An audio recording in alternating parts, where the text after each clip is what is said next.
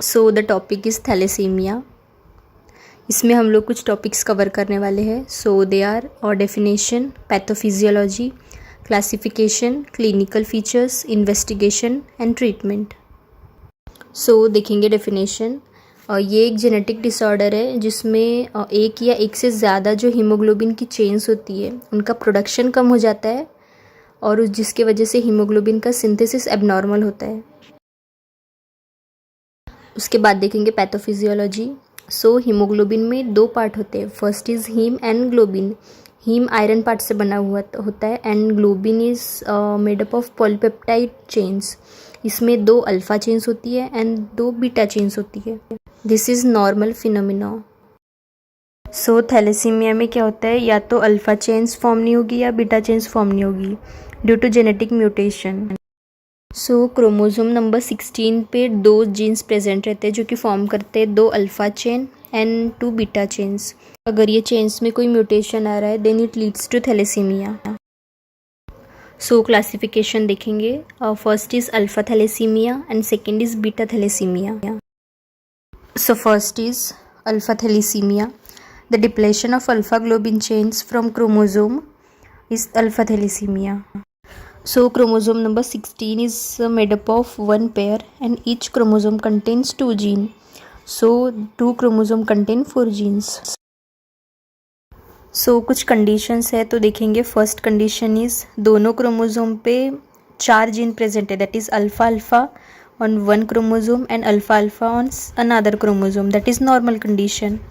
Then second condition देखेंगे. पहले chromosome पे एक जीन एब्सेंट है and other are normal, so this is silent carrier state. So third condition is, दो condition हो सकती है इसमें भी. पहले में पहले क्रोमोसोम पे कोई जीन नहीं है, देन सेकेंड क्रोमोसोम पे both alpha chains are present. उसके बाद देखेंगे उसी में दूसरी कंडीशन रहेगी, वन क्रोमोसोम पे एक alpha gene is absent and second chromosome पे एक alpha gene is absent, so this is thalassaemia trait. Then fourth condition is पहले क्रोमोसोम पे there is no gene and second chromosome पे एक gene absent रहेगा and one is present, so this is haemoglobin H disease. Then fifth condition आएगी, दोनों chromosome पे there is no gene, so this condition is known as hydrops fetalis. So second is beta thalassemia. If there is deficient synthesis of beta globin chains then there will be beta thalassemia. उसके बाद देखेंगे जैसे alpha globin chains जो है वो chromosome number 16 पे present होता है, वैसे ही beta globin chains are present in chromosome number 11, that is one pair. So each chromosome contains one gene, so two chromosome contains two gene. So there are two types of mutation in genes. If the synthesis of beta globin chain is absent, so there will be the first type, that is beta not mutation. And if there is beta globin synthesis is reduced but allow globin chain production, so this is beta plus mutation. So there are three types of beta thalassemia. First is beta thalassemia major. It is severe anemic condition which requires blood transfusion. Then second is beta thalassemia intermedia. It is moderate anemic condition and it may or may not require blood transfusion. Third is beta thalassemia minor or thalassemia trait. It is mild anemic condition and requires no blood transfusion. उसके बाद देखेंगे clinical features. सो उसका onset रहेगा third month से उसके symptoms दिखना चालू हो सकते हैं and it become progressively more anaemic. Then increase in pallor, splenomegaly दिख सकता है ड्यू टू एक्स्ट्रामेडुलरी हीमोपोएसिस. उसके बाद माइल्ड हीमोलाइटिक जॉन्डिस मिल सकता है. There is increased susceptibility to infections. Then hepatomegaly can be seen. Then in endocrine system there is stunted growth due to growth hormone deficiency. There is delayed puberty due to hypothyroidism. Hypoparathyroidism can be seen. Osteoporosis and fractures can be seen. Or diabetes mellitus can be present. उसके बाद में देखेंगे investigations. So first is blood examination.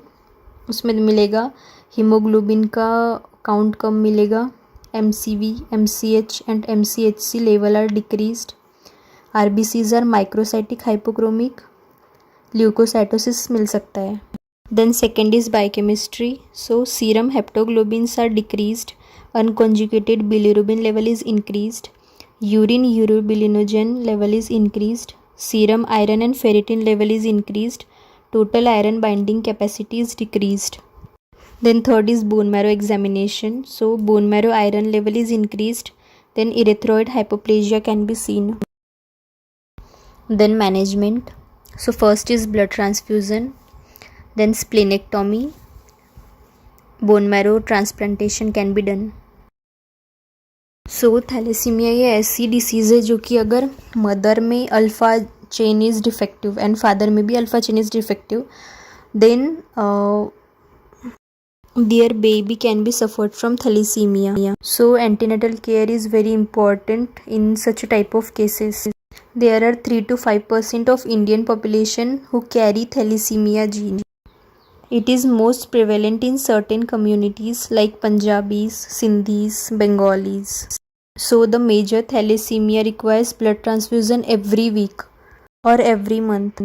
Thalassemia intermedia requires most specific type of hemoglobin by blood transfusion. So it does not requires frequent blood transfusion.